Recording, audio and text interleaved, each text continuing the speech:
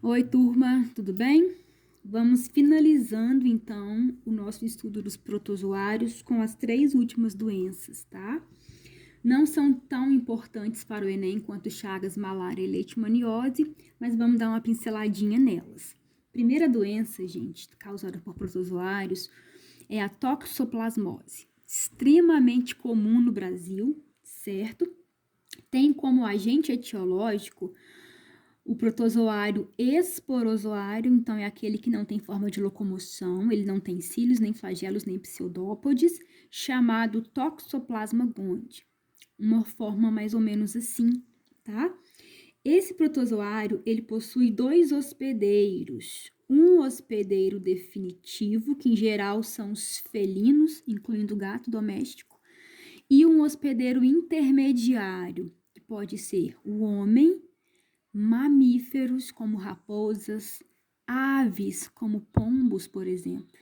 Muito cuidado com pombos. Bom, se o gato é o hospedeiro definitivo, é dentro do gato que o Toxoplasma gondii se reproduz de forma sexuada. O homem, mamíferos e as aves, eles então são os hospedeiros intermediários, quer dizer que dentro desses seres aqui, o toxoplasma reproduz de forma assexuada, certo? E, turma, como é que eu pego toxoplasmose? Contaminação, tá? Esse protozoário, ele é encista, então ele vive no intestino dos felinos, então ele é eliminado nas fezes dos gatos. E aí, gente, se ele é eliminado nas fezes, na forma de cistos, né, ele fica no ambiente. E ele pode alcançar, por exemplo, a água, os alimentos. E eu tenho que ter muito cuidado, então, com a ingestão de cistos. Esses cistos, eles podem alcançar os alimentos ou eles podem se instalar nas carnes cruas ou mal cozidas. Então, funciona assim. Se um hospedeiro intermediário come esse cisto que está no ambiente, o protozoário vai para a carne dele. Então, eu tenho que ter muito cuidado com carnes cruas mal cozidas. Eu também pode acontecer, né, do homem, esses cistos ficam nas fezes, as fezes secam no ambiente, por algum motivo esses cistos alcançam os alimentos, a água, o homem ingere e se infecta, se contamina com o Toxoplasma gondii. Então, uma das formas mais comuns de contaminação é ingerindo esses cistos, ou nos alimentos ou nas carnes cruas e mal cozidas. Pode acontecer também de a mãe transmitir para o feto. E aí, gente, é muito grave, tá?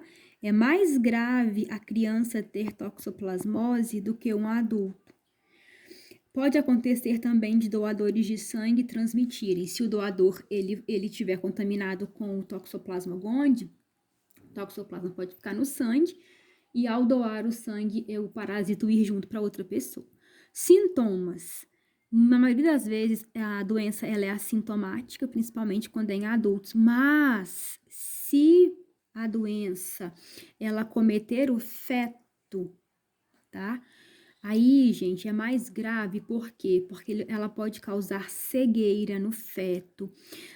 A criança, ela pode nascer com retardo mental e ainda pode levar ao aborto. Então, para as mulheres grávidas, a toxoplasmose, ela é bastante grave devido a esses sintomas aqui. Profilaxia, tá? Não ingerir carne crua, de nada, de nenhum animal, tá? Controlar a população de gatos, porque eles são os hospedeiros definitivos da doença, e evitar também contato com fezes deles. Então, parquinhos, caixinha de areia, lugares onde tem muitos gatos, que você sabe que esses gatos não são cuidados por veterinários, evitar, porque se esses gatos tiverem o Toxoplasma gondii, eles vão defecar esses cistos do toxoplasma que vão ficar no ambiente e esses cistos podem alcançar os seres humanos, em geral via ingestão em água e alimentos contaminados. Certinho? Muito bem. Outra doença que também é importante, causada por protozoários, é chamada de giardíase. Giardíase porque o causador é um protozoário chamado Giardia lamblia, que é essa aqui, né? Ela lembra um balãozinho, um coraçãozinho, perceba que ela é um protozoário flagelado. E, gente, muito comum, né? Assim como outros protozoários, a giardia, ela insista. Então, essa é a forma em que ela fica no corpo e os cistos que saem nas fezes. Aí, se os cistos saem nas fezes, você já imagine que onde ela viva, né? Ela vive no intestino.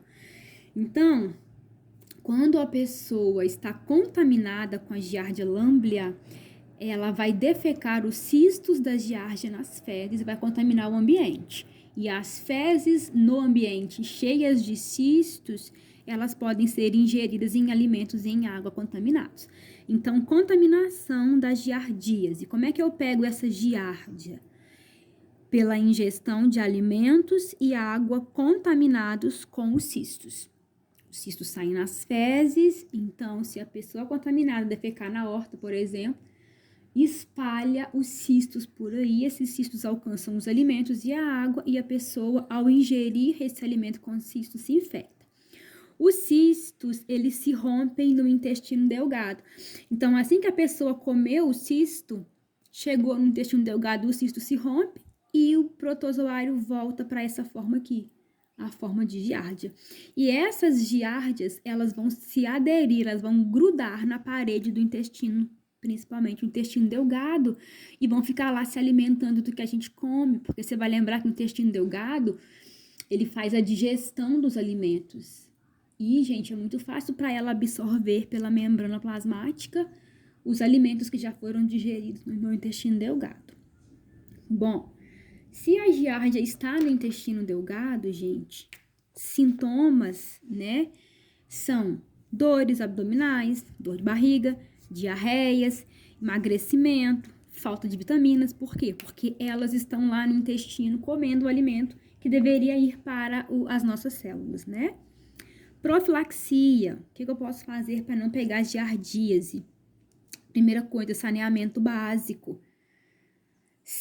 Volta aqui em cima, se os cistos saem nas fezes, gente, essa pessoa não pode defecar no ambiente, não pode defecar na horta. Então, volta aqui embaixo, saneamento básico. Tratamento de água e de esgoto, as fezes não podem entrar em contato com o ambiente nem com as pessoas. Lavar bem os alimentos e as mãos, por quê? Porque os cistos estão no ambiente, podem alcançar os alimentos, as mãos. Ferver a água, se você não tem o saneamento básico, né? E tratar os doentes, tá? Tem tratamento e tem cura, certinho? E a última doença, então, que nós vamos estudar de protozoário é a tricomoníase. Tricomoníase, gente, é uma IST, uma infecção sexualmente transmissível. Se ela é uma IST, a contaminação é pelo contato sexual sem camisinha. O causador da tricomoníase é um protozoário também flagelado. Olha que o desenho dele tem aqui, ó, 4 flagelos, uma membrana ondulante. E olha o nome dele, Trichomonas vaginalis. Aonde que ele vive?